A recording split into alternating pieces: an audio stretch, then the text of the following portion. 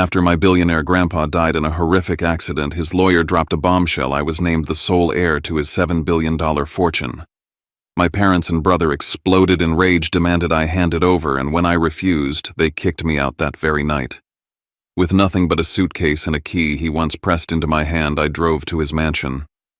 I thought I'd finally found shelter. But the next morning, when my family stormed through the gates to throw me out, they stopped cold the second they saw who was standing beside me. My name is Riven Whitlow. This is not just about money, it's about betrayal, survival, and the last gift from the only man who ever believed in me. I'm about to share something close to my heart. But before I do, can you say hi in the comments or tell me where you're from? I love hearing how far my story reach. It's always good to know I'm not alone in this. Thank you. And now, let me tell you everything. If my story touches you, please subscribe to this channel. Every view, every comment, every subscription reminds me that even when your own family turns their back, strangers out there can still choose to stand with you. I was never the son my family wanted me to be. At 30, I taught piano lessons in a cramped studio downtown, scraping by on rent and secondhand groceries, while my father Graham, my mother Elaine, and my brother Trent lived in a world measured by corner offices, tailored suits, and expensive cocktails. To them, my life was a disappointment, a quiet embarrassment they tolerated but never respected. Yet, in that small studio with its pine-scented walls and the soft glow of a single yellow lamp, I found meaning in every clumsy note a child struck and every pair of small hands learning to move across ivory keys. That was my world until the night my phone rang. It was late. My last student had left the echoes of scales still hanging in the room. I sat at my desk marking finger positions on a worksheet when the number flashed across my phone. Unknown caller. I nearly ignored it. Something in my gut told me to answer. Mr. Whitlow, the officer's voice was heavy, practiced in delivering bad news. There's been an accident. Your grandfather, Harrison Whitlow, he didn't make it. The pen slipped from my hand, bleeding ink across the paper. My chest tightened. The air seemed to collapse around me. My grandfather, my anchor, my one defender, was gone. The next days blurred into black suits, cold handshakes, and the suffocating grandeur of the First Presbyterian Church in Asheville. The sanctuary smelled of lilies and polished wood. My mother barked orders at the florist, rearranging bouquets so they'd look better in photographs. My father stood stiff by the doors, whispering with a banker about accounts and transfers.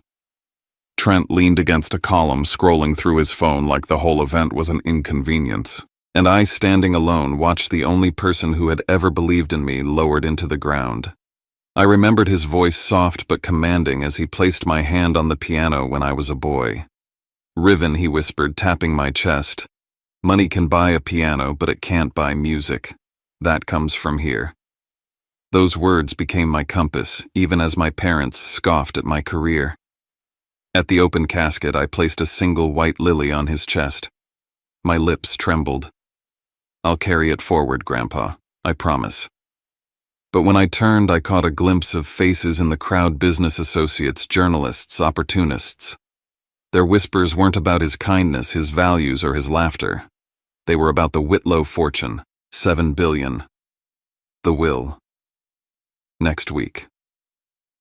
As I stepped down the church steps, I felt something cold in my pocket.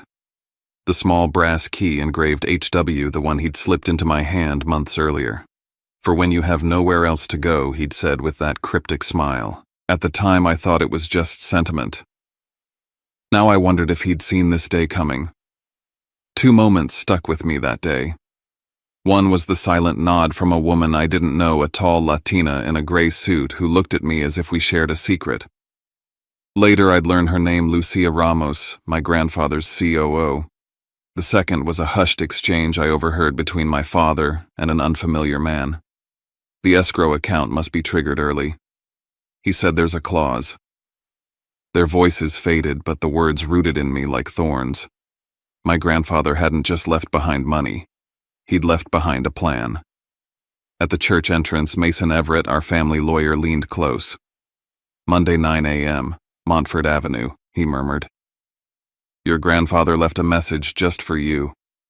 His voice was calm, almost protective, but in that moment I understood the first battle was about to begin. I stood on the steps clutching the cold brass key, the wind from the Blue Ridge sweeping across the graveyard. The melody of my life had cracked in half, leaving only silence and the certainty that something bigger, darker was waiting. Monday morning, the air was heavy with rain clouds pressing low over Asheville. I stood outside Mason's office on Montfort Avenue, a Queen Anne house with dark wood trim and stained glass windows that filtered the light into shards of red and gold. Inside, the smell of leather and coffee lingered. A long table was set with neat stacks of folders, and on the wall hung an old map of Whitlow logistics routes. It was the empire my grandfather had built, an empire I never expected to touch. I barely had time to breathe before the front door burst open. My father strode in like he owned the place, his silver watch snapping into place on his wrist. My mother followed, heels striking the wood floor like gunshots, pearls gleaming at her throat. Trent slouched in behind them, sunglasses on at 9 a.m., smirking as if the outcome was already decided.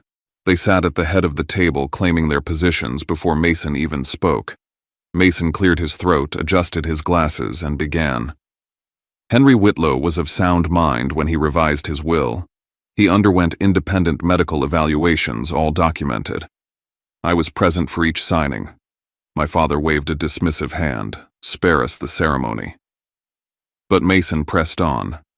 He opened the folder and read, I, Henry Whitlow, hereby leave the entirety of my estate, real and financial assets, investments, and holdings valued at approximately $7 billion to my grandson, Riven Whitlow.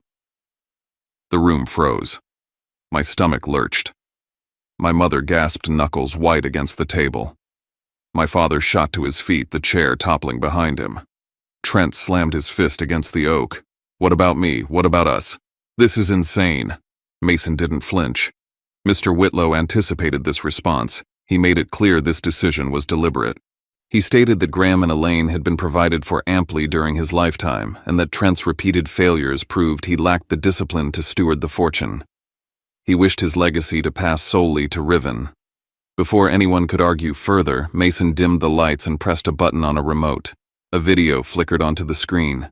There was my grandfather sitting in his leather chair, eyes sharp and voice steady despite age. If you're watching this, it means I'm gone. Graham, Elaine, Trent, I love you, but I cannot ignore what you've become. Greed has blinded you. You saw me as a wallet, not as a father or grandfather. Riven is different. He visits because he cares. He has integrity. He will carry my legacy with dignity. The silence afterward was crushing. My mother muttered a curse under her breath. My father accused the screen of manipulation. Trent demanded a startup fund, shouting that Grandpa had promised. But the evidence was unshakable. Finally, Mason slid a small envelope toward me, sealed with red wax and my grandfather's initials. He left this for you, Riven. To be opened only when you're alone. My fingers trembled as I pocketed it. The shouting escalated. My father's fists trembled on the table.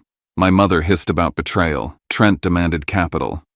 Through it all, I stayed quiet, watching, memorizing, letting their rage wash over me like a tide I refused to drown in. Then Mason revealed something none of us expected. There is also a codicil, a safeguard. If within 6 months of Mr. Whitlow's death, Riven signs away control of the estate, 80% of the assets will automatically bypass the transferee and instead flow into the Harrison Whitlow Foundation. In short, if coerced, the fortune will dissolve into philanthropy rather than enrich anyone else. The fury in my father's face was like fire. He planned this. He planned to strip his own son. Mason's gaze was steady. He planned to protect what mattered. And then came my grandfather's last words in the video. Riven, you will not be alone. They know where to find you. I didn't know what he meant, but I felt the weight of it like a hand resting on my shoulder from beyond. When it ended, I walked out into the damp morning. My phone buzzed.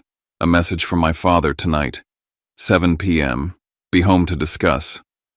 Or don't call me father again. The key in my pocket pressed sharp against my leg. The sealed letter burned in my hands. And I knew whatever came next would decide everything. Dinner that night at my parents' house in North Asheville was staged like a reconciliation, but it was nothing more than theater. The sandstone walls, the glass panes gleaming with reflected firelight, the heavy furniture polished to perfection, everything about that house spoke of power, and none of it felt like home to me. We sat at the long mahogany table. My father set down a folder, his tone deceptively calm. "Riven, let's be reasonable. Sign this transfer. In return, you'll get a 10% allowance for life. More money than you'll ever need." He slid the papers toward me with the smoothness of a man who believed the deal was already done. I opened the folder. The language was cold, clinical. My eyes caught on the clause I'd learned about only hours before the safeguard my grandfather had built. If I surrendered, the assets would bypass my family and flow into the foundation. My father thought he was cornering me. In truth, his trap was lined with my grandfather's foresight. "I'm not signing," I said, my voice quiet, but steady. Silence fell like shattered glass. My mother's face twisted, her voice sharp as a knife. "Ungrateful. After everything we gave you, private schools, lessons, a roof over your head, you dare turn your back." Trent leaned forward, sneering. "Enjoy your billions, piano boy. You'll drown in it." My father slammed his glass down on the table, the crystal ringing. "Either you sign or you leave this house tonight. You will not walk out as my son if you refuse." I rose without a word, the chair legs scraping across the stone floor. My old room was just as I had left it years ago, the blue quilt, the dusty piano trophies lined on the shelf, the recital photo of me with awkward posture and a too big bow tie. I stuffed a few shirts into a duffel, grabbed the photo of me and my grandfather by the grand piano, and tucked my music notebook under my arm. My hands shook, but my chest burned with something stronger than fear. In the garage, the smell of oil and damp concrete surrounding me, I opened the sealed letter. My grandfather's words stared back at me. "If you read this from a place that no longer feels like home, go to Seven Oaks tonight. Grant will know what to do. Do not fear the sound of cameras." My throat tightened. Even in death, he was guiding me, anticipating every cruelty they would unleash. I returned downstairs, duffel slung over my shoulder. My father stood waiting, arms folded, face carved from stone. I placed the pen back on the table, pushing the folder toward him. "I'm not signing." The front door was thrown open. Cold air rushed in. Rain hammered down outside, hissing on the stone steps. My mother's shrill voice followed me as I crossed the threshold. "You'll regret this. Family is forever. Money can't keep you warm." The door slammed behind me. I walked into the downpour, gripping the brass key in my pocket so tightly my palm ached. Through the blur of rain on the windshield, I saw the lights of the house flare on all at once. In my rearview mirror, Trent stood by the window with a phone to his ear. His mouth moved words I could almost hear. Plan A failed. What about Plan B? My gut twisted. There was more coming, something I couldn't yet see. The road shimmered under street lamps, puddles reflecting the gray sky. My tires hissed across slick pavement as I drove through Asheville's sleeping streets. The prelude I had never finished teaching a student played itself in my mind, each note incomplete, unresolved. By the time the iron gates of Seven Oaks rose ahead, the rain was a wall between the past and everything that waited for me. I slid the brass key into the lock. A heavy click echoed through the storm. The gates swung open, and I stepped into the only place that had ever felt like sanctuary and the battleground my grandfather had left behind. The drive wound uphill through oaks, dripping with rain, the gravel crunching beneath my tires.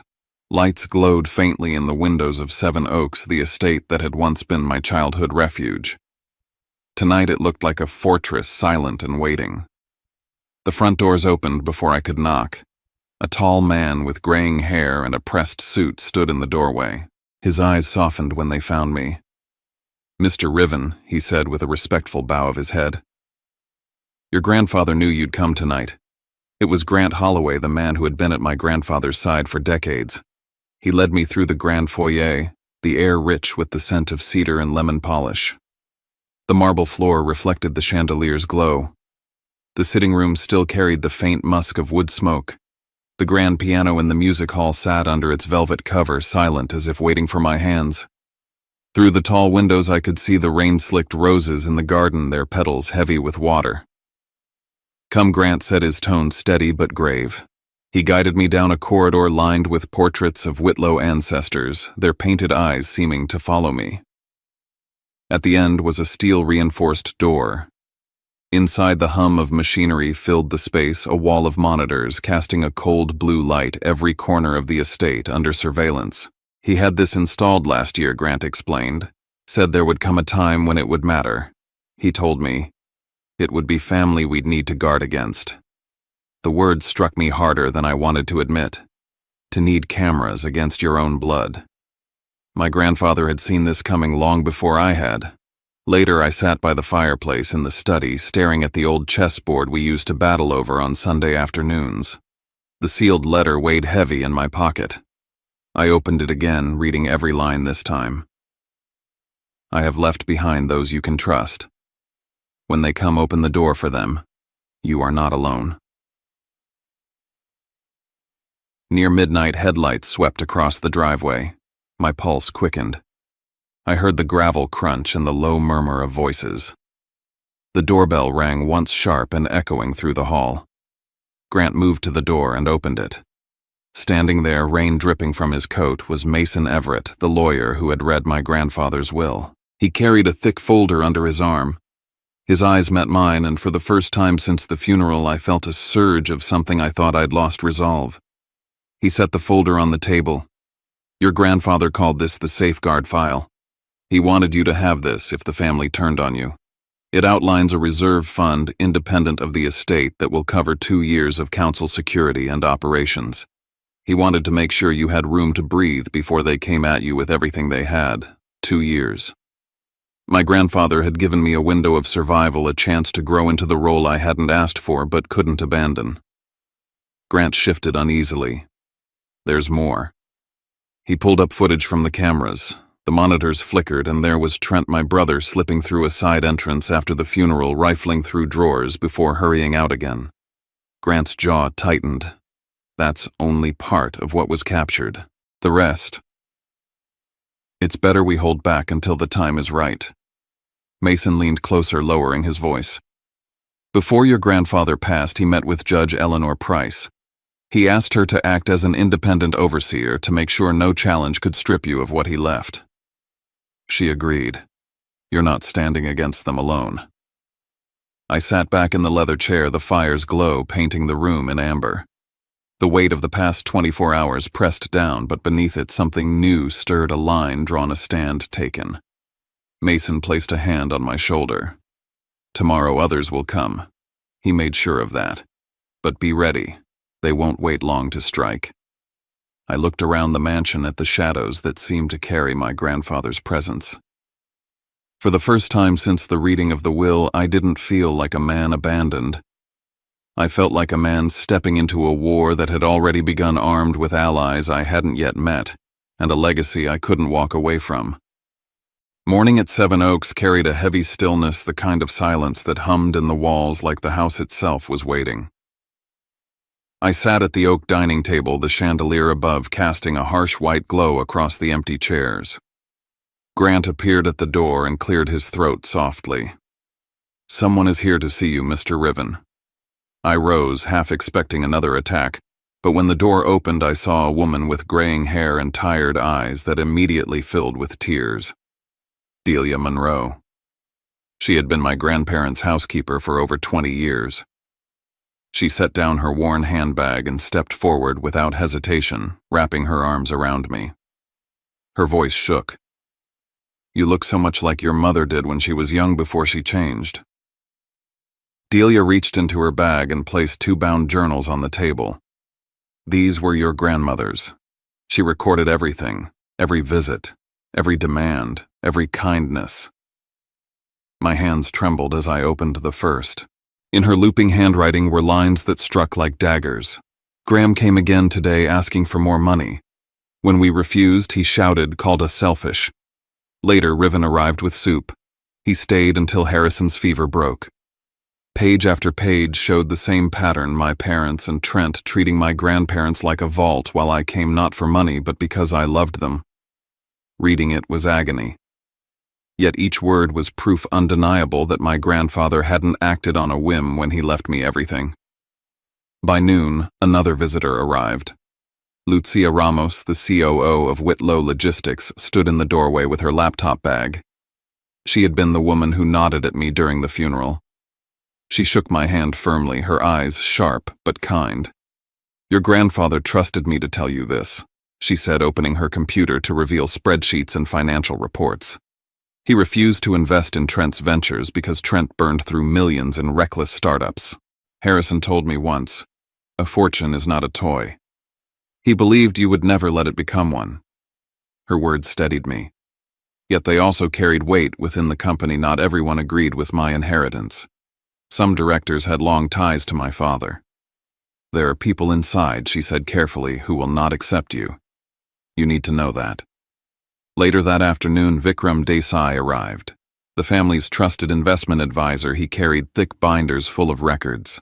He spread them across the table, pointing out long-term strategies Harrison had put in place.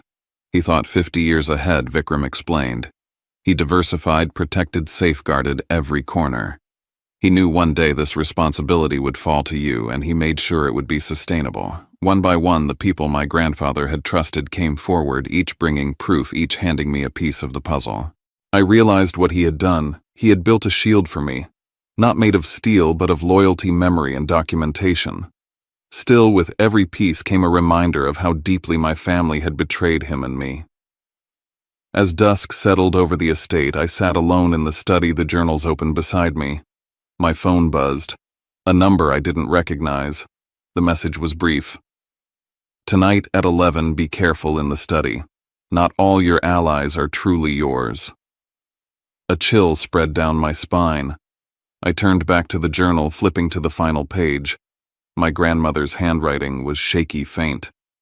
Harrison whispered that one day everything would belong to Riven, but he also warned me someone inside this very house will betray him. I stared at the words until they blurred. My grandfather's fortress suddenly felt like a cage, and the faces I had welcomed hours before seemed painted with shadows. Even in the house he'd sworn would protect me, I wasn't safe. The rain outside had grown heavier, rattling against the tall windows of Seven Oaks. I sat in the library, the journals stacked at my side, the chandelier's light throwing long shadows over the shelves. The warning from the text echoed in my head. Every creak of the floorboard set me on edge. Then Grant's voice broke the silence. "Mr. Riven, you'd better come to the security room." I followed him down the corridor, the hum of machines growing louder. On the monitors, grainy footage showed a figure climbing over the outer fence. The shape was blurred by rain, but the movement was deliberate, practiced.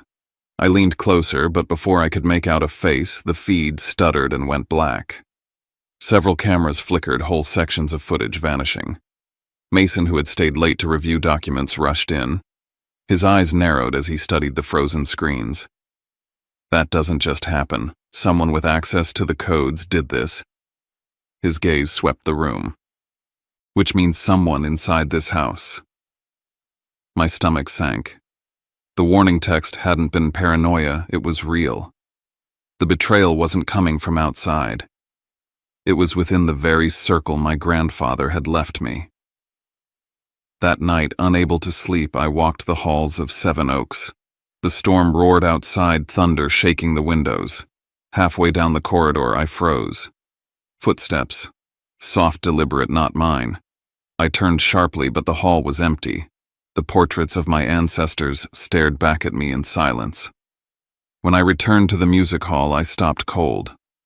On the piano, lit by a single lamp, lay a folder that hadn't been there before. My hands shook as I opened it.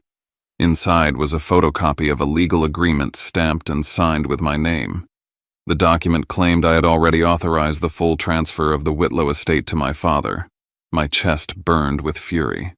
The signature looked like mine down to the curve of every letter. Mason examined it under the light, flipping through comparison samples. "It's forged," he said grimly. "But whoever did this knew your hand perfectly. Look here, these strokes matched Trent's old notes almost exactly. If he didn't sign it himself, he had someone mimic your style. The implication was clear. My family wasn't just trying to force me, they were preparing evidence to drag me into court, to strip me not just of money, but of credibility. Near midnight, the phone rang. The number was blocked. I answered, my voice tight. "Hello." A low, rough voice came through, almost drowned by static. "If you want the truth, come to the old docks at French Broad River tomorrow morning. One of the people you trust isn't who they claim to be." The line went dead. I stood alone in the great hall, the fire spitting embers, the shadows leaping on the walls. In my hand, the forged document felt heavier than steel. Outside, the storm battered the estate, but inside it was the silence that suffocated me. I realized then that the battle I had feared with my family was no longer just a matter of blood. It had become a war of shadows, betrayal, and deception. And somewhere inside the very walls of Seven Oaks, someone was already playing against me.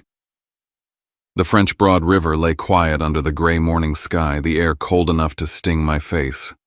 I parked by the abandoned dock, its wooden planks warped and slick with moss. A lone figure waited at the end, collar pulled, high hat shadowing his face.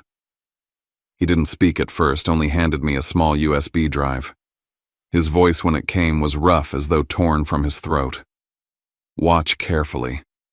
Not everyone Harrison trusted is truly loyal to you." Then he turned and disappeared into the mist, leaving me with nothing but the sound of water lapping against the posts. I drove back to Seven Oaks, every turn of the wheel heavier than the last. Grant was waiting in the study. Together we slid the drive into the projector. The screen filled with grainy footage, Lucia Ramos seated at a restaurant table across from my father. She leaned forward, sliding a folder across to him. His hand closed over it like a snake coiling around prey. The room erupted in murmurs. I felt my pulse hammering. "Lucia, explain this." My voice was colder than I intended.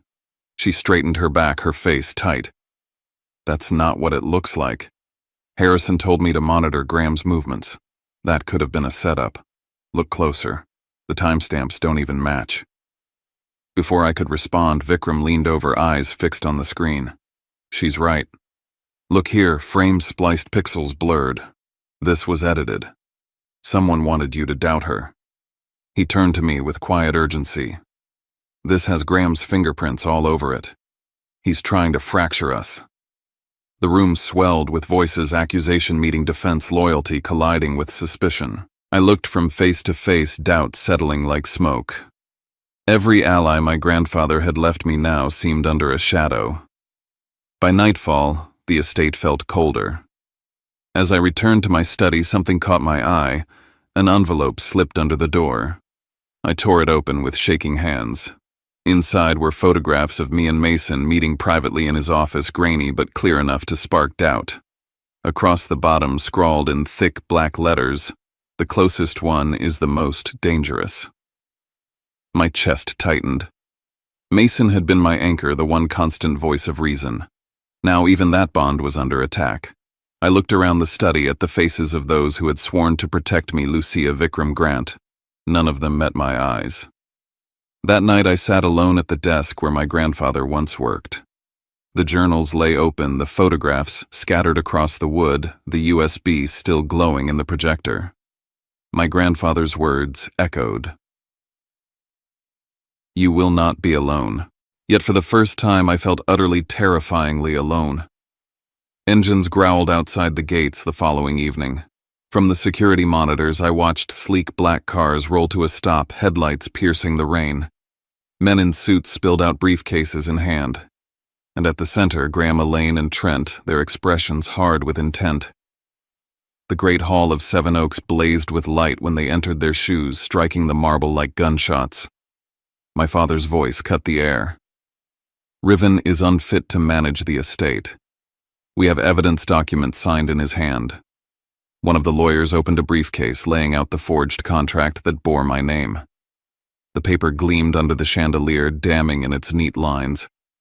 I rose, steadying my voice, though my hands shook. "That is a lie." Mason stepped forward beside me, placing the real will and its codicil on the table. The estate is protected by a clause Mr. Whitlow himself designed. If Riven signs anything under coercion, the assets dissolve into the foundation. Nothing passes to Graham, Elaine, or Trent. The opposing lawyers faltered. My father's jaw tightened, but before he could recover, my brother lunged forward, his voice cracking with fury. "Enough of this charade, this is mine, all of it." His face was red, his fists clenched, the mask of composure gone. I looked him straight in the eye. If Grandpa had believed you were worthy, he would have given it to you years ago. He saw who you really are. My mother's sobs filled the room. She clutched at my father's arm, her voice dripping with accusation. "How could you betray us like this, after everything we gave you? You've turned your back on your family." I breathed deeply, forcing calm into my words. Family doesn't hold love hostage. Family doesn't demand signatures at funerals. Grandpa chose me because he knew I would not betray what he built. For a moment, the room was pure chaos. Voices colliding, papers waved like weapons accusations hurling through the air. Then Grant's voice rang out clear and sharp. Enough. He pressed a button and a video filled the monitors. The footage showed Graham, Elaine, and Trent rifling through drawers at Seven Oaks just days after the funeral. Their greed played out in high definition, undeniable, and raw. The doors to the hall opened. Judge Eleanor Price entered, her presence commanding silence. "This is sufficient to move forward with charges of unlawful entry and attempted misappropriation of estate property." And then Chief Marla Jennings stepped in, her badge catching the firelight. "If necessary, I'll authorize arrests on the spot." The air drained from the room. My father's face turned a dangerous shade, my mother's tears now tinged with rage, and Trent's bravado wilted into silence. They gathered their things, humiliated, but as they turned to leave, my father paused at the threshold. He stabbed a finger toward me. "This isn't over. You will pay for challenging your own bloodline." The doors slammed shut behind them, the echo rolling through the estate like thunder. My chest heaved, my hands still trembling, but I stood taller than I had before. I was no longer the son they dismissed, no longer the student scraping by. I was the guardian of Harrison Whitlow's legacy, and I had just proven that I could stand my ground. But I also knew this was only the beginning. Their retreat wasn't defeat. It was the promise of war. And for the first time, I understood what it meant to protect an inheritance that was more than money. It was a fight for truth, for loyalty, for the very meaning of family. The Asheville courtroom was packed, every seat filled with people waiting to witness the showdown that had been building for months. My family had filed suit, claiming I coerced my grandfather into changing the will. Graham, Elaine, and Trent sat at the front, their faces tight with anticipation, certain they could dismantle the truth with forged contracts and accusations. I sat beside Mason, folders stacked neatly, heart steady, but pulse quickened. Graham's lawyers moved first, laying out a crisp, forged agreement that claimed I had consented to transfer the estate. The room held its breath. I stood, my voice calm and measured. If this contract were genuine, why would the codicil activate automatically? The protective clause prevents any coerced transfer. The attorneys shifted uneasily, unable to find a counter. Grant inserted the original USB into the projector. Grainy footage filled the screen, Graham, Elaine, and Trent rifling through Seven Oaks just days after the funeral. Their greed, their disregard for law and loyalty was undeniable. The courtroom murmured, whispers and gasps weaving through the spectators. Judge Eleanor Price's gavel silenced the room. The will is valid. All assets belong to Riven Whitlow. Further actions regarding trespass and forgery are referred to the appropriate authorities. Elaine burst into tears, Trent shouted, and Graham sank into his chair, pale and defeated. The courtroom had never felt quieter. Months later, Seven Oaks was alive in a new way. Mason, Lucia, Delia, Vikram, Grant, and I gathered to inaugurate the Harrison Whitlow Foundation, $2 billion dedicated to education and community. Standing at the podium, I addressed the room. Money can buy a piano, but it cannot buy music. The real legacy is giving the next generation a chance to create their own melodies. Applause filled the hall faces, warm with gratitude and support. That evening, the oak dining table hosted a different kind of family. Friends, allies, and mentors shared meals, laughter, and stories. The bonds were chosen forged through loyalty and integrity, replacing the cold scrutiny of blood relatives. I realized family was defined not by shared DNA, but by trust and purpose. A Sunday morning found me at Riverside Cemetery placing white lilies on my grandfather's grave. "I did it, Grandpa," I whispered. The Blue Ridge wind stirred through the trees, carrying the sense of his presence, a quiet affirmation. Later in the music room, sunlight poured through tall windows onto the grand piano. My fingers touched the keys, and the prelude I had never finished played itself fully, every note resonating through the hall. A recording hidden in the room activated his voice, soft but clear. "Your music is the answer." Delia found a letter in the piano drawer written years before. "If you are reading this, it means Riven has chosen the right path." I felt the weight of his trust, the culmination of every lesson he had ever imparted. I sat back watching the Blue Ridge light illuminate the estate. The unfinished prelude of my past was now complete. It was a melody of purpose, integrity, and legacy. I whispered, letting the sound fill the room. "This is ours, Grandpa. Yours and mine." The battles were over. The estate was secure. The lesson endured: true inheritance is not money, but values